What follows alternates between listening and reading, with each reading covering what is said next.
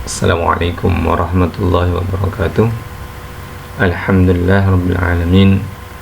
Kali ini kita lanjutkan materi IPS. Namun sebelumnya kita berdoa dulu bersama. Berdoa mulai. A'udzu billahi minasyaitonir rajim. Bismillahirrahmanirrahim. Alhamdulillahi rabbil alamin arrahmanir rahim maliki yaumiddin. إياك نعبد وإياك نستعين اهدنا الصراط المستقيم صراط الذين أنعمت عليهم غير المغضوب عليهم ولا الضالين آمين بسم الله الرحمن الرحيم أشهد أن لا إله إلا الله وأشهد أن محمد رسول الله رضيت بالله ربا وبالإسلام دينا وبمحمد نبيا ورسولا ربي زدني علما وارزقني فهما ربنا آتنا في الدنيا حسنة وفي الآخرة حسنة وقنا عذاب النار آمين يا رب العالمين. Terima kasih anak-anak, mudah-mudahan kalian sehat semuanya. Baik, kita lanjutkan materi berikutnya. Kita kemarin bahas subtema 1 tentang selamatkan makhluk, tema 1, subtema 1 yang berjudul selamatkan makhluk hidup. Sekarang masuki subtema 2, yaitu yang judulnya kita akan bahas pengaruh kondisi geografis negara-negara ASEAN. Kegiatan ekonomi kemarin kita bahas pengaruh kondisi geografisnya, letak negara, luas negara. Sekarang kegiatan ekonominya. Rata-rata negara ASEAN itu sama perekonomiannya, yaitu negara agraris, banyak semuanya pertanian, tambang itu pasti. Karena apa? Indonesia dilalui oleh ASEAN dilalui oleh garis khatulistiwa, juga berada di lempeng Eurasia, Indo-Australia dan lempeng Filipina. Ini yang menyebabkan banyak di negara ASEAN terjadi gejala alam, gempa bumi, gunung meletus, yang paling banyak di Indonesia dan Filipina karena sama negara kepulauan. Baik, kita pertama akan membahas negara kita tercinta, yaitu negara Indonesia. Ibu kotanya mana? Yaitu Jakarta. Ekonominya perkebunan, tambang, hasil hutan, perikanan, barang elektronik, banyak sekali. Ya, ini hasil pertanian di Indonesia. Salah satu penghasil beras atau padi terbesar di Asia Tenggara. Sekarang Malaysia tetangga kita yang agak maju sedikit. Nah, dalam pandemi ini mungkin ya sektor perekonomiannya agak terkendala. Ibu kotanya Kuala Lumpur. Hasil pertaniannya, perkebunannya, tambang, ya, barang-barang elektronik. Namun yang berbeda di sini, hasil tambangnya ini diolah sendiri oleh Malaysia, baru diekspor keluar. Nah, sekarang Singapura, negara kecil yang kaya raya. Nah, ini nggak punya hasil tambang, nggak punya sumber daya alam tambang, tapi mereka bertumbuh pada sektor pertanian, sektor pariwisata. Nah, semuanya impor dari luar negeri. Negara ini ibu kotanya adalah Singapura, sama negaranya. Kecil, sektor pariwisata paling maju, tapi menjadi negara transit pelabuhan terbesar di Asia Tenggara, bahkan dunia. Semuanya transit ke situ kalau mau ke negara ASEAN.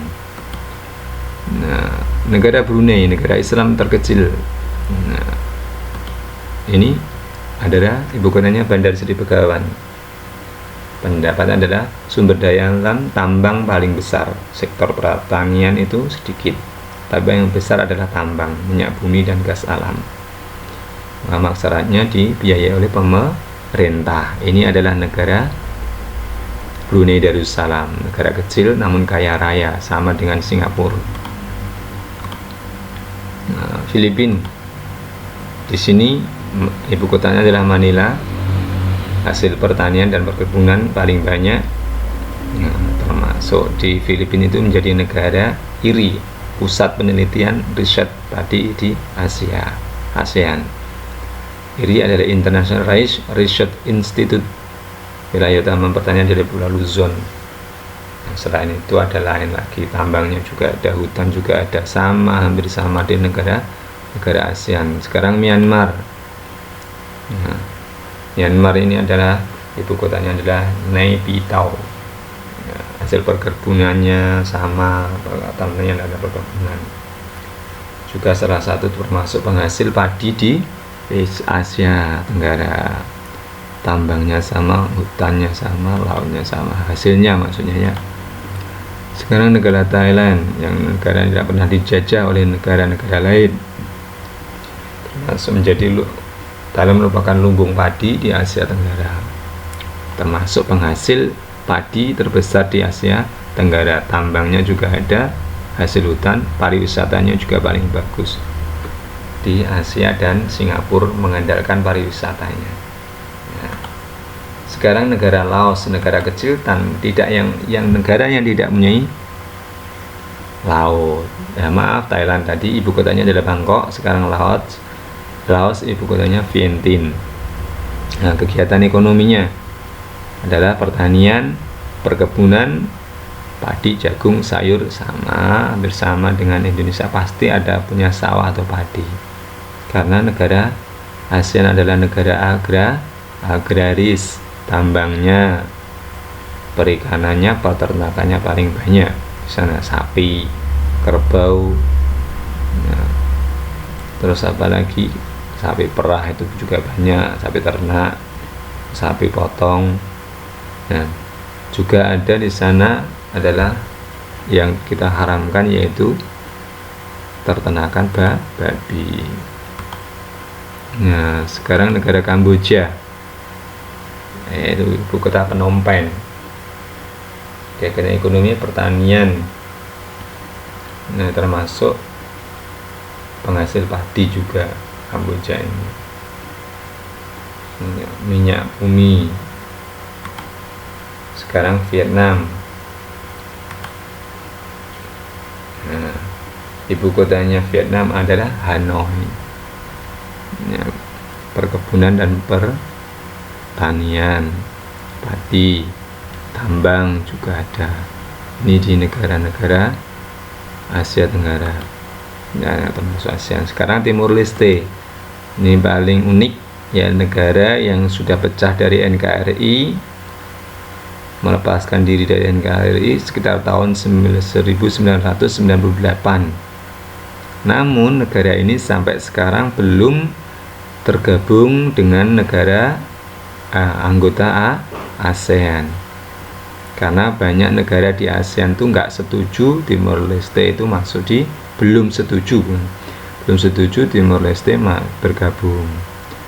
Perkebunannya kopi, kentang di sana karena wilayahnya tandus, tidak cocok untuk pertanian, maka hanya hasil perkebunan yaitu kopi dan kentang. Tambangnya ada minyak bumi, emas, perak, dan marmer.